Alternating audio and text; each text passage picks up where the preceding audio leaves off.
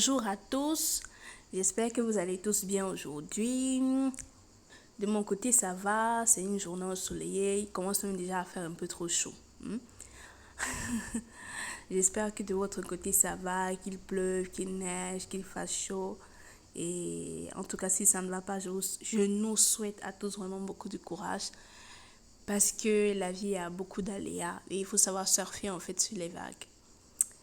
Alors, aujourd'hui, je voudrais vous partager trois petits conseils, trois petites choses en fait qui pourraient vous aider, nous aider tous en fait pour pouvoir sublimer un peu plus notre vie, donner du peps et la rendre un peu meilleure. Alors, la première chose que j'ai notée, c'est faites-vous plaisir. Oui, oui, oui, oui, oui. La première chose qu'on doit faire en fait, si on veut avoir un peu plus jouir un peu plus de notre vie, être un peu plus heureux, c'est de temps en temps de se faire plaisir. Il faut prendre le temps de se chouchouter, de se cajoler en fait, comme lorsqu'on prend soin d'une personne qu'on aime bien. Et le fait de se faire plaisir en fait va permettre à notre corps, à notre organisme de sécréter les hormones du bonheur. La dopamine, la sérotonine, l'endorphine, pour ne citer que celle-là. Et ça va permettre également de baisser l'hormone du stress, de baisser les taux d'adrénaline et de cortisol en fait dans le sang. Donc, faites-vous plaisir. Ça passe par plusieurs choses, que ce soit une activité, c'est-à-dire aller peut-être au parc d'attractions, jouer au tennis, jouer au foot, visiter peut-être un coin de votre ville ou de votre région que vous n'avez jamais visité et que vous aimeriez bien visiter en fait. Donc, vous pouvez faire une activité, vous pouvez décider d'aller au spa, faire vos ongles des mains, les ongles des pieds, faire un massage. Bref, faites quelque chose en fait qui vous fasse plaisir, quelque chose que vous ne faites pas souvent. Il faut prendre la peine en fait de trouver du temps pour soi. Ça fait partie des choses en fait parce que souvent on pense beaucoup aux autres. On pense il faut que je fasse ci, il faut que j'aille aider tel, mais on prend très peu de temps pour soi. La personne avec qui on va vivre toute notre vie, jusqu'à notre mort, c'est nous-mêmes.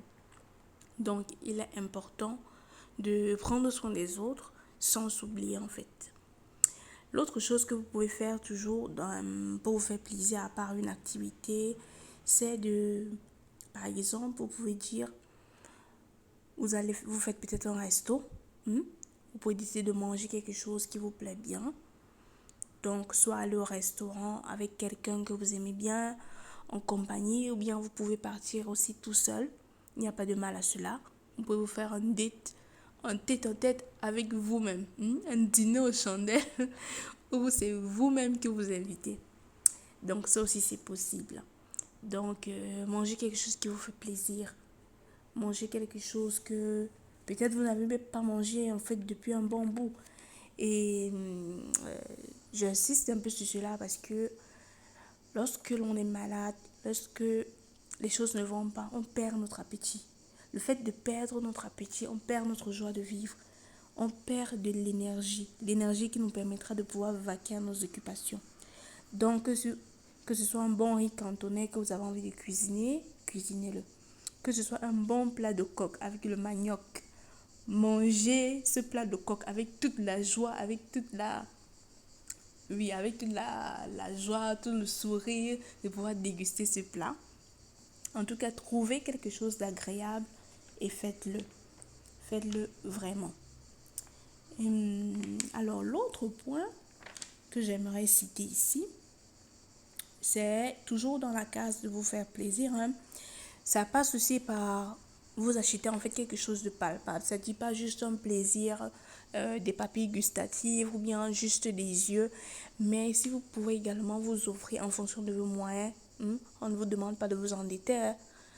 En fonction de vos moyens, ça peut être une belle montre dont vous avez toujours eu envie. Ça peut être également une perruque. Ça peut être une palette de make-up. Ça peut être un vêtement.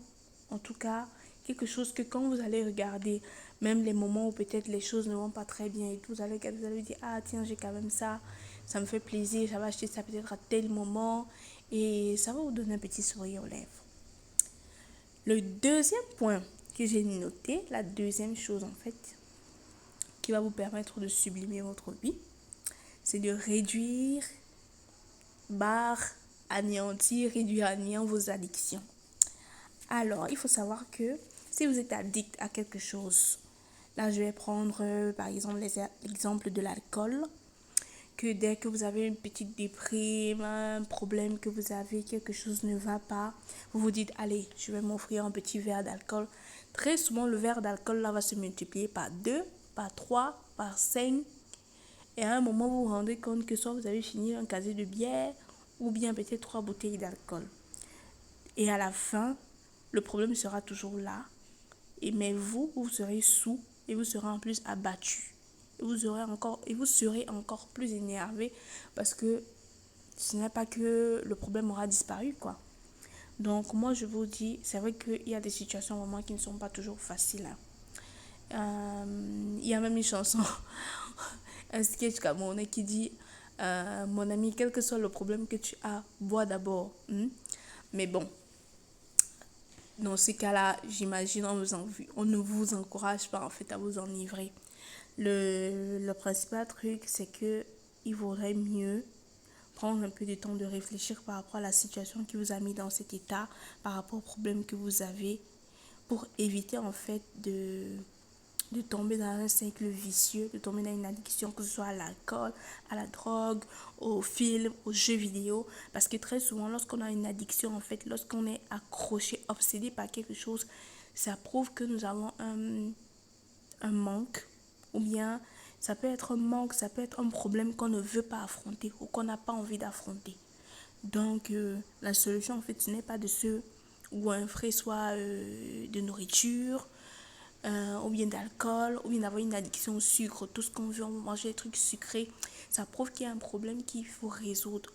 Donc, il vaut mieux prendre le courage, même si c'est après une bonne nuit de sommeil, vous dites, ok, je vais réfléchir à ce problème-là demain. Vous dites, demain, je m'assois, je me mets à réfléchir comment est-ce que je peux faire pour m'en sortir, comment est-ce que je peux traverser cette difficulté. Parce que, souvenez-vous, le but en fait, ce n'est pas de contourner la vallée de la mort, mais c'est de la traverser. Et le psalmiste dit également, même si je traverserai la vallée de l'ombre, même quand je traverserai la vallée de l'ombre de la mort, je ne crains aucun mal, car tu es avec moi, dit le. Donc, souvenez-vous toujours que la solution, en fait, ce n'est pas de s'agripper, en fait, aux choses qui nous donnent un plaisir momentané. Et parce qu'après ces choses-là, non seulement le problème existera toujours, mais très souvent on se sentira mal ou bien on tombera même malade. Si on a une addiction, que ce soit au sucre ou bien oui, le sucre, ouais, on va développer une maladie métabolique. Que ce soit aux jeux vidéo, parce qu'après vous pourriez avoir des problèmes de vue et ainsi de suite. Alors la troisième chose que j'ai notée, qui vous permettra de sublimer votre vie, de lui donner un peu plus de peps, de la rendre meilleure, c'est d'avoir le courage de faire quelque chose qui vous fait peur. Oui, oui, oui. Faites quelque chose qui vous fait peur. Quelque chose, possiblement, en fait, quelque chose de nouveau. Quelque chose que peut-être que vous n'avez jamais fait. Toujours dans la mesure du raisonnable. Je ne vous demande pas d'aller grimper sur l'Himalaya ou bien de prendre votre sac à dos pour aller traverser le désert du Sahara. Non, non, non. Je ne vous demande pas d'aller traverser la forêt en Amazonie, de faire quelque chose, d'aller lutter avec une bête féroce. Non, ça c'est vous tuer en fait. Ça n'a pas de sens. Donc, faites quelque chose de raisonnable, mais quelque chose que peut-être vous avez peur ou bien pas forcément peur, mais que vous avez peut-être un peu la flemme de faire. L'essentiel ici, c'est de trouver quelque chose qui va vous permettre de vous surpasser et qui va vous donner énormément de joie. Parce que quand vous allez voir que, ok, j'ai réussi à faire telle ou telle chose, ça peut être du jardinage, ça peut être une activité ménagère, ou bien d'avoir peut-être le courage de parler à une fille qui vous plaît, par exemple. Vous aurez en fait une certaine satisfaction, une certaine joie, vous serez fier de vous. Et ce sentiment de joie-là est très important parce que c'est ça en fait qui va vous permettre en fait de vous dire, bon, ça prouve que je suis capable. Ça peut être que vous avez parlé peut-être à quelqu'un que vous aimez bien, mais les choses peut-être n'ont pas marché comme vous vouliez. Mais le fait d'avoir trouvé le courage en vous. Ça va vous aider même dans d'autres aspects de votre vie. Donc, voilà, c'était les petites choses, les petits points que j'avais notés. Et je vous donne un point bonus en fait. Ayez de la gratitude.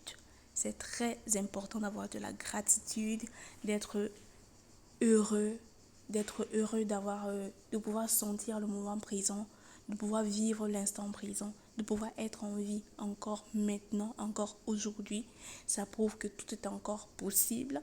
Ça prouve que vous pouvez faire encore de grandes choses. Donc, ne désespérez pas, même si vous étiez peut-être déprimé aujourd'hui ou un peu triste ou les choses ne vont pas, n'allaient peut-être pas comme vous vouliez. Ayez de la gratitude parce que c'est une grâce imméritée. Le fait d'être encore en vie, le fait d'être encore là en 2023. Et ça vous donne aussi une opportunité de faire quelque chose de glorieux, quelque chose de merveilleux en fait de votre vie. Et souvenez-vous, c'est aussi une grâce, c'est aussi une joie de pouvoir écouter ce podcast. Alors, je vous remercie vraiment du temps que vous aviez pris pour écouter ce podcast. Et je vous souhaite de très très belles choses, une très belle journée ou une très belle soirée en fonction de votre fuseau horaire. N'hésitez pas à liker, à partager la vidéo. Ça va permettre à ce que l'algorithme de YouTube puisse propulser cette vidéo. Peace and cheers. Bye.